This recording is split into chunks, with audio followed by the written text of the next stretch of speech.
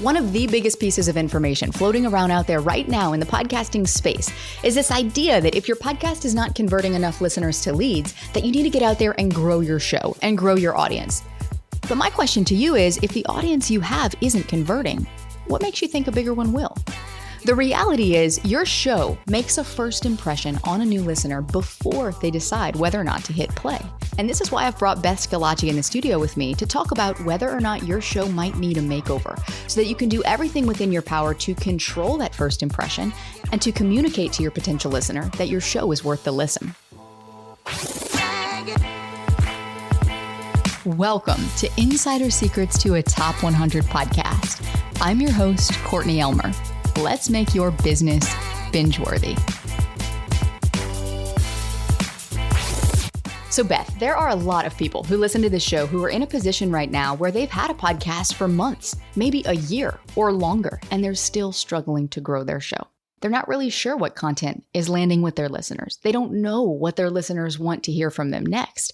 And they log in and they check their analytics dashboard and they might see an uptick in downloads here and there. Maybe they rank every once in a while, but there's no rhyme or reason to it. And the most frustrating piece of this is that they're doing the right things. They are being consistent. They're releasing at least an episode every single week.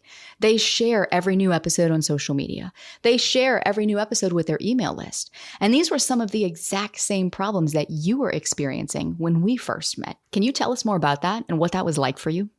It was one of those, I've seen you say it a million times, like, oh, put a microphone up, talk into it, have people on, and it'll all figure itself out. It doesn't. It does not. It might work for baseball fields in the middle of nowhere, build it and they will come. But it's not that way in podcasting, at least not anymore. So I came across you doing a webinar and everything you said not to do, because it was the gatekeeper comment that you talked about of having that. And everything you said not to do, I was like, I did that. So I knew I wasn't doing things right. I didn't realize what those things that I was doing wrong were until working with you and then working through all that into the relaunch. And for you listening who maybe haven't heard an episode here yet where we talk about these 5 gatekeepers, these are the 5 steps on the listener journey that every listener goes through before they decide whether or not they want to hit play. And the reality is, if any one of these 5 gates is closed, then guess what? You lose that listener and they're not coming back.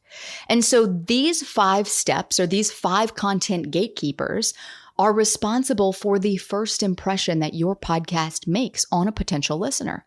And one thing that we see happening all the time is that hosts think that if their content inside their episodes is valuable enough, that people are going to naturally find it and listen to it. And they're going to be amazed and blown away by it. They're going to want to share it. They're going to shout it from the rooftops. Oh my gosh, you got to go listen to this podcast.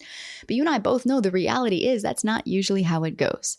And anytime that someone comes to me and says, but I've got really good content inside of my episodes, I give away value in every episode. I'm like, well, how valuable is that belief turning out to be for you right now? If you're giving your best stuff away for free in every episode and you are still not seeing growth in conversions, do you think valuable content is the answer here? And I'll tell them, I'm like, look, the secret to a top podcast is not how good your content is inside your episodes. It's about how good you are at selling the content inside your episodes to get your listener to hit play and hear the content inside your episodes. If you can't get your listener to hit play, we have got a big problem here. So these 5 content gatekeepers are what makes the first impression on our listener. And they are your cover art, your show name, your show description, your episode art, and your episode descriptions, or show notes as us podcast hosts tend to refer to them. And in real life, a first impression is made in 7 seconds. But online, that is brought down to 1/10 of a second. 1/10 of a second. So we don't have a lot of time to make a first impression. It happens so quickly. So if your podcast right now is failing to grab listeners, then this is going to really impede the growth of your podcast, both in the short term and over the long term. So Beth, I'm curious, after learning about these gatekeepers and realizing like, oh my gosh, I do not have these dialed in as much as I thought I did, which of these gatekeepers would you say was the one where you were like, oh my gosh, no wonder people are overlooking my show? Definitely the name of the show. You know, I was super stubborn about this. I was super stubborn about a lot of things. I will admit it. I'm not too proud to say that. But the brand is the Roaming Yeti, and I had it as the Roaming Yeti podcast. What does that mean? No one knows. People that are friends with me knew.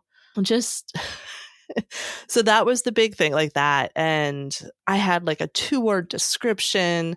No one knew who I was. So those things I knew, if nothing else, I needed that foundation. And you guys were the right person to work with for that. It went from the Roaming Yeti podcast, doesn't mean anything to anyone. It's now Travel Beyond the Guidebook. And it's for busy people who are looking to really take their time on vacation, do things that are of interest to them, much more around pop culture and nostalgia and road trips more than like luxury travel. I mean, you can be luxurious when you're traveling, but it's sort of finding those hidden gems and also really getting people to take their passions on vacation. And I just recently talked to someone who everywhere they travel, they find an indie bookstore and why that's important to them. I'm not a digital nomad. I'm not traveling all the time. Life keeps us all busy. So let me do the planning. I'm a researcher. I'll find a place, but it's just for people who want to get away on a day trip, want to get away on a trip that is perfect for them. Travel Beyond the Guidebook. It's so much more specific, and it includes relevant keywords that your listener is likely searching for. And it speaks to the exact type of listener that you want to attract. Not the one who wants to check every box on Fodor's map and scratch off like, okay, we've been there, saw this landmark, but the one who wants to go off the beaten path. The one who wants to explore the unexplored. And in this before and after, it's easy to see why specificity matters so much. Because listeners don't have to think about it. What we're doing is we're doing the thinking and then communicating in a way that makes our listeners able to make an unconscious, automatic decision that, yes, this is for me. Yes, this is what I want. And so essentially it opens up those gates and gets them to travel through the listener journey much more quickly to the point of hitting play and being excited to hear what you have to say inside of your episodes. But Beth, I know that you resisted getting specific for a while. But then once you did, it clicked. And you were like, oh my gosh, this has opened up so many possibilities for me. What do you think it was that made it a struggle to look at your podcast through that lens of specificity?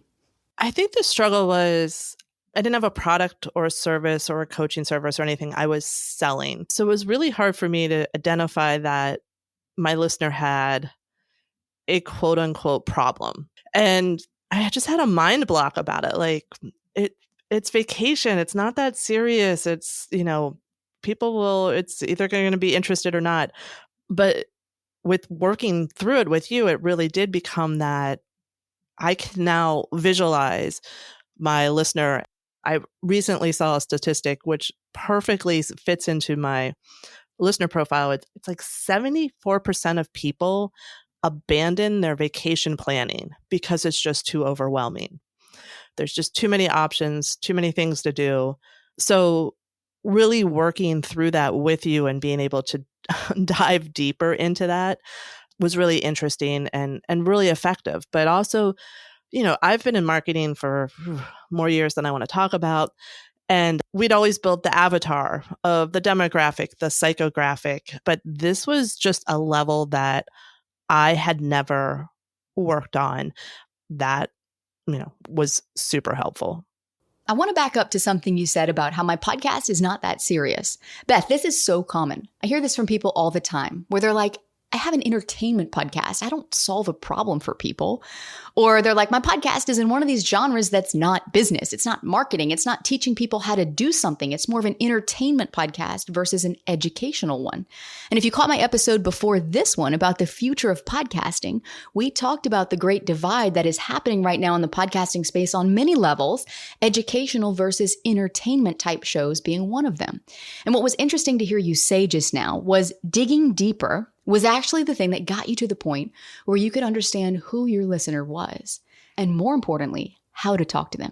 And this was deeper than you had gone before, even after spending many, many years in marketing. And this was what created the breakthrough for you.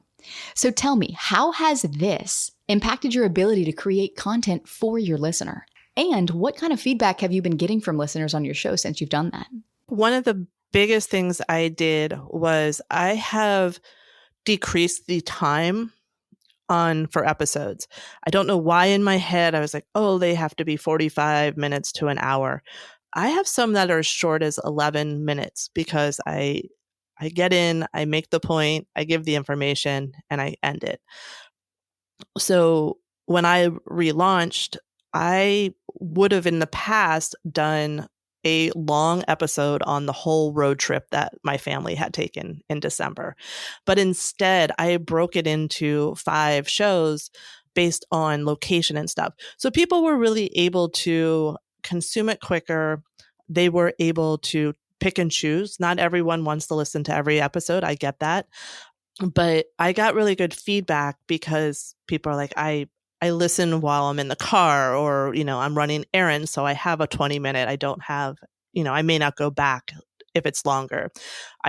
Or I'm planning a trip. I want to look at the playlist and be like, oh, I want to listen to these and not, other ones on it. So I think I'm going at things a lot more journalistically so that people can make decisions based on my information. Which is such a unique take. I was having a conversation with someone just last week about how, the days of just the typical solo cast, interview style podcast, we're starting to get away from that. And we're starting to see more creative ventures into how can we actually make this not only entertaining and educational and informational, but do it in a way that actually connects with the listener. And also something else you said that I want to highlight here is the specificity. Instead of having one long episode, now you've got 5 shorter episodes. So that's 5 times the content. And so knowing how to break that out, but even more importantly, is being really specific with the focus of each episode. And this is something we're seeing do really well with those who have podcasts that are practicing this. And I would encourage you listening, if you ever find yourself in that position with your podcast where you're like, okay, I have this topic, but now I have to explain this, but now I could really go deep here. And then you kind of spin off and then you go on a tangent. Break that out. Break it into shorter, more concise, and very hyper-specific episodes. Because just like you said, Beth, and the feedback that you're getting is amazing there, where people are like, now I can pick and choose exactly what I need to get. And guess what? They're getting more value from it versus sitting there listening to an hour to try to glean 1 or 2 nuggets. Okay, so now for the really fun part. Let's dig into some of the numbers. Tell us about your podcast relaunch. What happened next? Launch day was a crazy roller coaster of a day. As you know, you've ridden it with, I don't know how many how many people now. Before I get into the numbers, because I'm still shocked by the numbers, my goal was to get those gatekeepers, that foundation, and whatever the result for launch day was that was icing on the cake. Well, this was really good icing, I'm going to say. So I hit around 1,000 downloads, and that put me in top 20 for places and travel in the US on Apple. The UK was 122nd on the chart, Australia 37, and Japan was 45, which was insane to me because whoever was listening, thank you. That was amazing. I was not expecting any of that. Seeing the numbers come in and filter in that 48-hour was just insane and very exciting. So it works. The process works. It was just sort of one of those out of body experiences that okay, I spent the year of just doing it, and then the months of prepping for the relaunch. It felt like, okay, that time was well spent. I would say even having all that old content, people have been revisiting that even now. It just was a very cool day. It was a Saturday, so we were sort of running errands and doing other things, but getting messages from people the whole time. So it was just sort of fun to watch, and I had to remember that, you had said that, and Coach Daisy had said that, just relax, have fun, and let it go. And it did. It really was out of my control at that point in time. It was a very, very fun, very cool, very fulfilling experience for sure. I want to highlight what you said there, though, about letting go of the outcome. And if you've ever launched anything in your business, whether it be a program, a course, a book, a podcast launch is similar in that it can feel like a lot of pressure. It can feel like a lot is riding on that outcome. And that's where our brain tends to focus because we don't want to fail. Of course, we want to succeed. Of course, we want it to be successful. But Beth, you really just put the blinders on and focused on the activity you needed to do to get you to that point. And this is something that is so key for all of us as podcast hosts to remember, is that it's the activity, not the outcome where our focus needs to be. Because you can focus on, okay, I want 100,000 downloads on my podcast. That's an outcome-based goal. But focusing on that outcome, you're going to feel really discouraged and really disappointed when you log in and check your analytics and you're at, 1,000 downloads, right? And you're like, oh my gosh, I have so far to go. Instead, we can easily flip that and say, okay, what's the activity that I need to do over the next 90 days in order to bring me closer to the outcome that I want? And then we focus on that activity, which you did by focusing and saying, okay, I just want the foundation in place. I want to dial that in. And that's my win. Even if I come out of this not ranking, not having, any amazing dramatic results, like I will know that I won simply because now I have a stronger foundation to build from.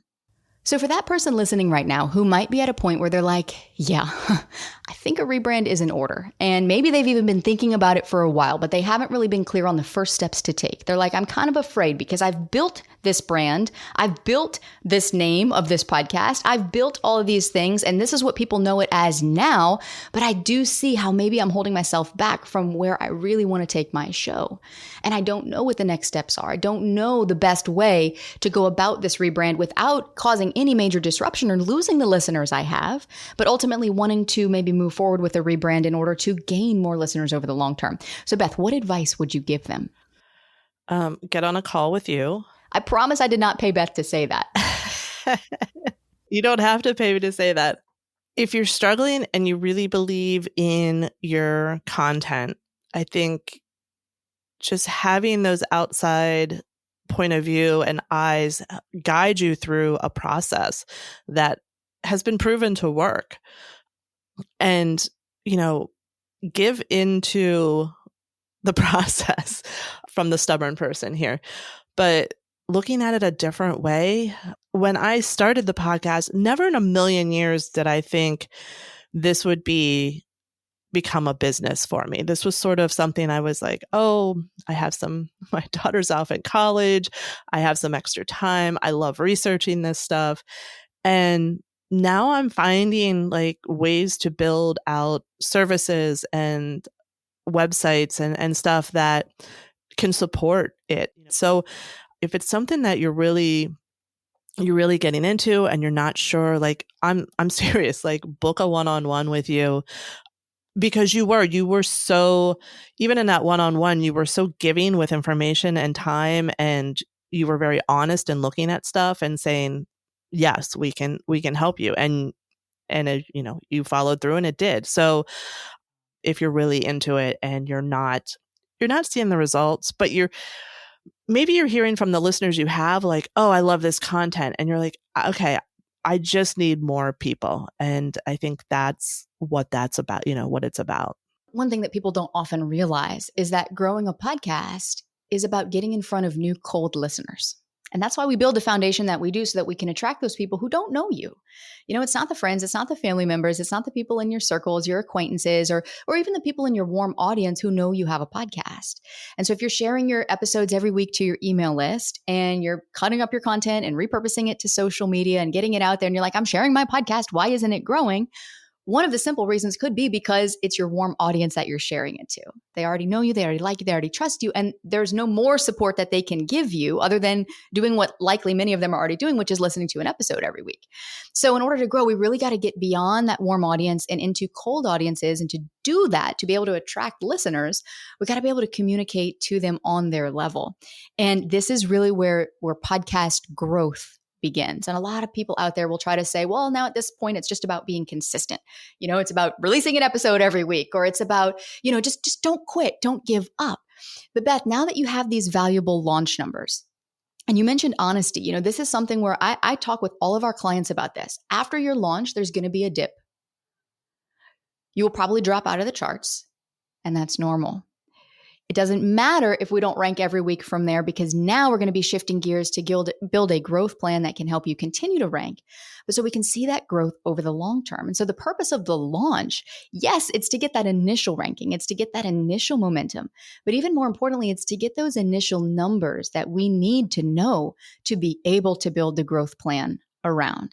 So that's the next phase we're going to be working on together, is building that long-term growth plan with you for your show. So I'm curious to hear, paint the picture for us a year from now. Tell us about your goals for your show over this next year.